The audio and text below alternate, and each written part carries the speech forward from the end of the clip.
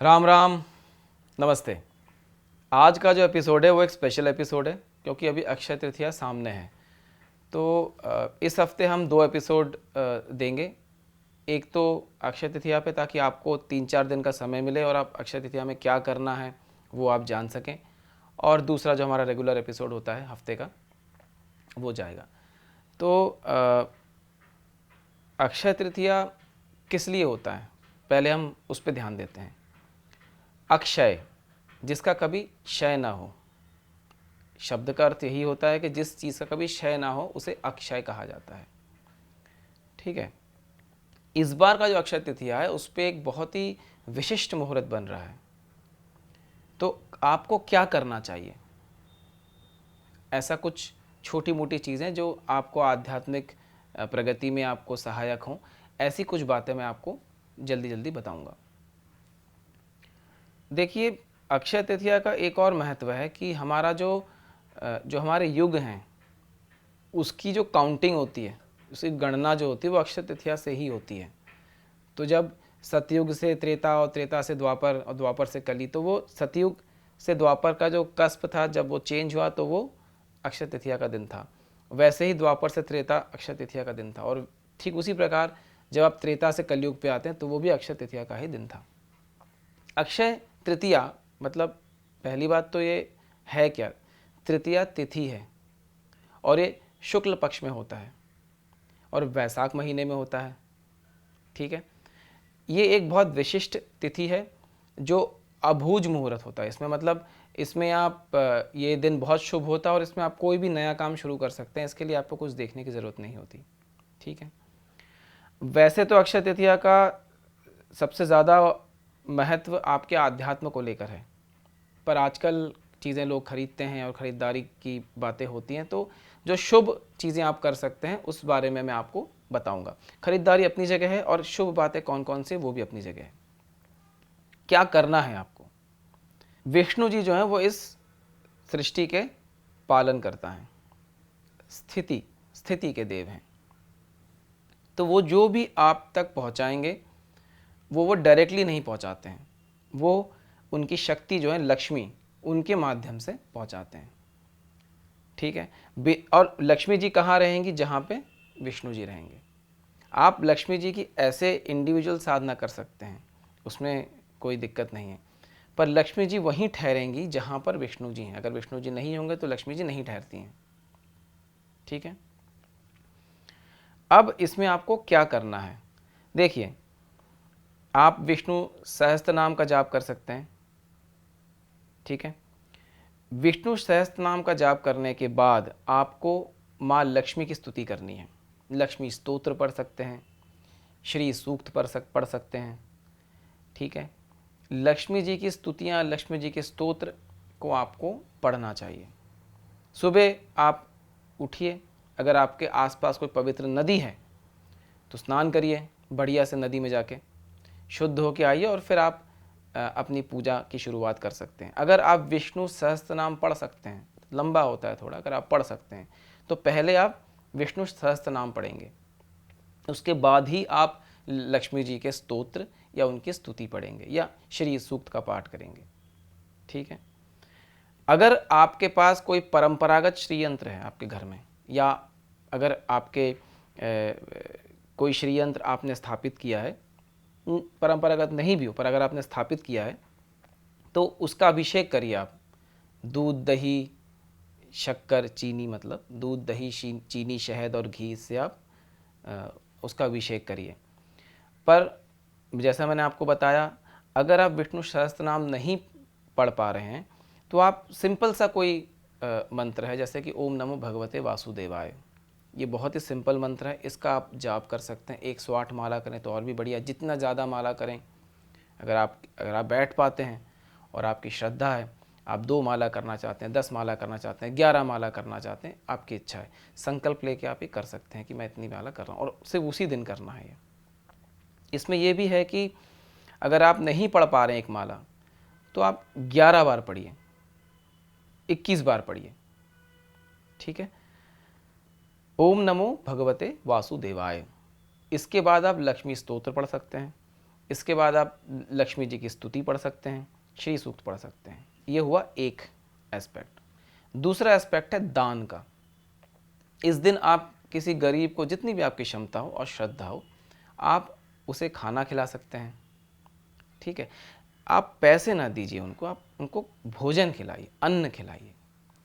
अगर आपके आसपास कोई ब्राह्मण है, जैसे कि ऐसे कोई ब्राह्मण है, ऐसे कोई कर्मकांडी ब्राह्मण है, पंडित हैं, जो आपकी पूजा पाठ में हमेशा मतलब प्रेजेंट रहते हैं और आपके लिए वो करते हैं, या जिनके पास आप हमेशा जाते हैं और जिनसे आप अपने सारे कर्मकांड करवाते हैं, या नहीं भी करवाते हैं, आपके आसपास कोई मोहल्ले का मंदिर है जहाँ पे कोई ब्राह्मण है, कोई पंडित है ना, या आसपास अगर आपके कोई कर्मकांडी पंडित है, ब्राह्मण है, जो न सिर्फ शास्त्रों का अध्ययन करता हो बल्कि आपकी पूजा में भी आपकी मदद करता हो, तो ऐसे किसी ब्राह्मण को आप दान दे सकते हैं। दान में आप वस्त्र दे सकते हैं, कोई मिष्ठान, कोई मिठाई दे सकते हैं। ठीक है, उनको थोड़ा बहुत कुछ अन्न वगैरह दान कर सकते हैं, है ना। वस्त्र दान करना सबसे श्रेष्ठ होता है। उसके बाद फिर आप प्रसाद के रूप में मिठाई दे सकते हैं उन्हें, ये भी बहुत अच्छा माना जाता है। ठीक है, ये आपको करना है। तीसरी चीज़, कोई भी मंदिर हो आपके आसपास, कोई भी मंदिर हो, विष्णु जी का मंदिर हो तो बहुत बढ़िया है। अगर विष्णु जी का मंदिर है तो आप वहाँ जाके शंख दान कर सकते हैं, घंटा दान कर सकते हैं। ठीक है, अगर वो नहीं है, शिव जी का मंदिर है, तो भोलेनाथ तो कुछ भी ग्रहण कर सकते हैं। आप उन्हें अन्न का जितना आपकी श्रद्धा हो, वो एक मुट्ठी हो सकता है, 10 किलो 50 किलो, जो भी आपकी मर्जी हो, इच्छा हो, श्रद्धा हो, भक्ति हो, भाव से आप जाइए। और भोलेनाथ तो सब ले लेते हैं, उनका तो ऐसा कुछ नहीं है, आप वहाँ जो चढ़ाना चाहें चढ़ा सकते हैं। अगर कोई देवी का मंदिर है तो वहाँ आप अन्न का दान कर सकते हैं। वो अन्न का दान आप देवी के भोग में उपयोग हो सकता हो, या जब कभी कोई अनुष्ठान होता हो मंदिर में तो वहाँ उपयोग हो सकता हो। आपका लॉजिक क्या है कि जो चीज़ आप इस दिन करते हैं उसका फल असंख्य गुना मल्टीप्लाई हो जाता है, बढ़ जाता है। आप एक दाना देंगे तो वो 100 दाने के रूप में परिवर्तित हो जाएगा। ठीक उसी प्रकार से जब आप कोई चीज़ खरीदते हैं, जैसे कि कुछ लोग खरीदते हैं, तो उसका मुहूर्त है, मैं आपको डिस्क्रिप्शन में लिख भी दूंगा और बता भी देता हूँ। सुबह 5:50 से दोपहर को 12:20 तक ये समय है। इस बीच में आप कोई भी चीज़ शुभ मुहूर्त में, जैसे आप खरीदते हैं, ख़रीदारी करते हैं, ख़रीदारी में आप क्या कर सकते हैं, जैसे कि अगर आपकी क्षमता है, आपकी मतलब आपकी श्रद्धा भी और क्षमता भी है, तो आप सोना खरीद सकते हैं। नहीं है आपकी क्षमता तो आप चांदी, फिर भी आपको लगता है कि वो भी नहीं है तो आप कॉपर, कोई धातु आप खरीद सकते हैं। तो उसका क्या होगा, उसका मल्टीप्लिकेशन होगा, वो बढ़ेगा। ठीक है, एक और बहुत इंपॉर्टेंट चीज़ है कि प्रॉपर्टी लोग खरीदते हैं, तो वो भी आप कर सकते हैं। कोई भी शुभ कार्य आप इस दिन प्रारंभ कर सकते हैं। ये तिथि बहुत ही शुभ तिथि होती है। तो मैंने आपको बताया 4 चीज़ें आपको करनी है। सबसे पहली बात तो आप सुबह उठ के एकदम बढ़िया, अगर नदी है तो बढ़िया है, वरना आप अपने घर में ही, शहरों में तो सब नहीं होता, अपने घर में ही शुद्ध होकर नहा धो के आप पूजा कर सकते हैं। पूजा में आप बढ़िया से बैठिए, आप एक दिया लगाइए घी का।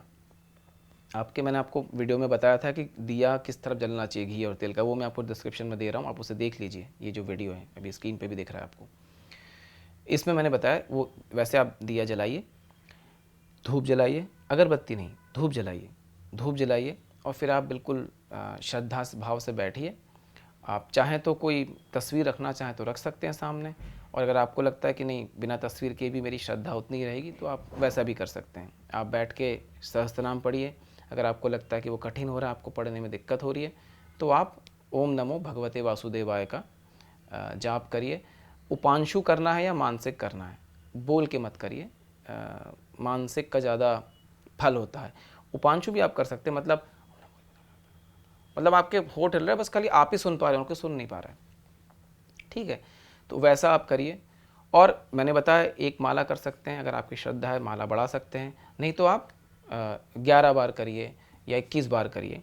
और फिर आप उसके बाद लक्ष्मी जी का स्तोत्र पढ़िए, या लक्ष्मी जी की स्तुति पढ़िए, या श्री सूक्त का पाठ करिए, या आप महालक्ष्मी नमः का भी जाप कर सकते हैं।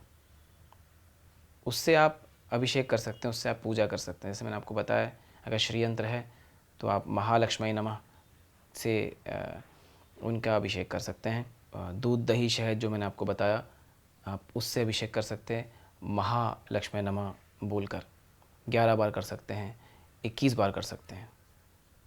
ठीक है, ये जो आप देख रहे हैं ये श्री सूक्त है।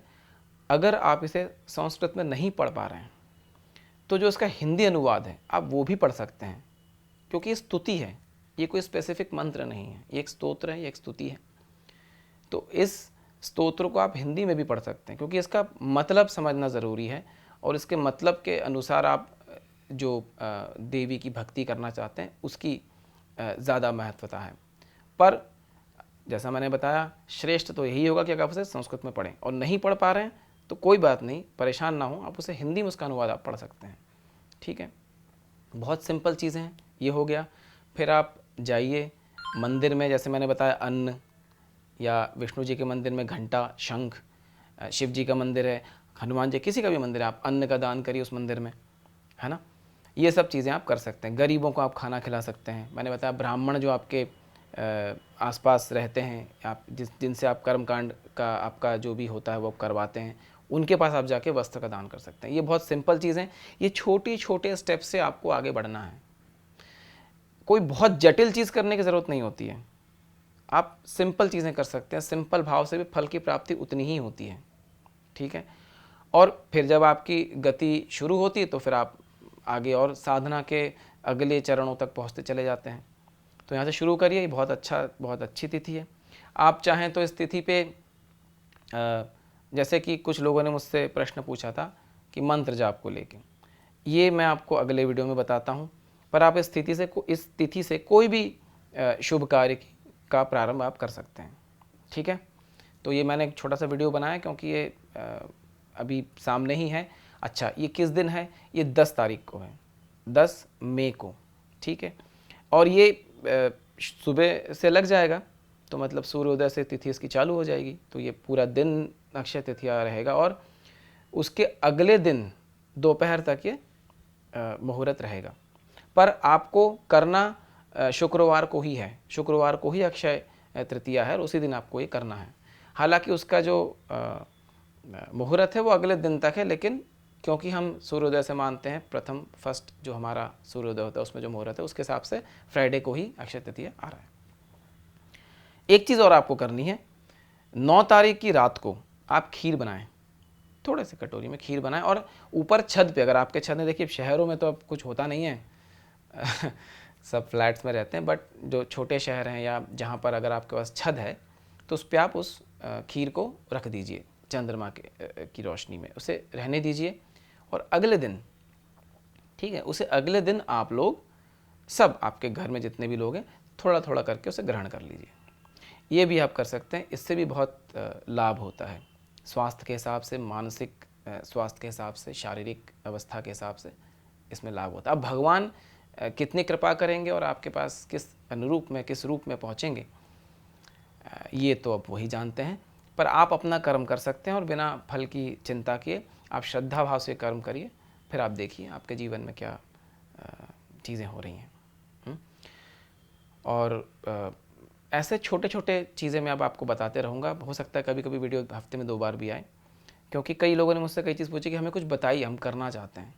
तो मैंने जो मेरे गुरु हैं उनसे पूछा कि मतलब क्या हम इन्हें कुछ चीज़ें बता सकते हैं, तो उन्होंने कुछ कुछ चीज़ों की परमिशन दी है, कुछ कुछ अनुमतियाँ मिली हैं। उसके अनुसार मैं अब आपको वो चीज़ें बताऊँगा। जैसे कि इस कड़ी में ये भी एक था, तो मैंने आपके समक्ष रखा। ये वीडियो इतने ही रखेंगे। अक्षय तृतीया की आपको बहुत ढेर सारी बधाइयाँ, है ना। मैं यहीं बैठ के, अब जैसे मुझे बहुत कम मौका मिलता है वीडियो रिकॉर्ड करने का, तो मैं यहीं बैठ के अगला वीडियो रिकॉर्ड कर रहा हूँ। जो अगला वीडियो है वो हमारा 10 महाविद्या की सीरीज़ में जो अगली महाविद्या उन पर है, तो वो मैं यहीं बैठ के रिकॉर्ड कर रहा हूँ। और ये अक्षय तृतीया के दिन आएगा, ये जो वीडियो होगा ये अक्षय तृतीया के दिन आएगा। तो अक्षय तृतीया की आपको फिर से ढेर सारी बधाइयाँ और आनंद देते रहिए। राम राम, नमस्ते।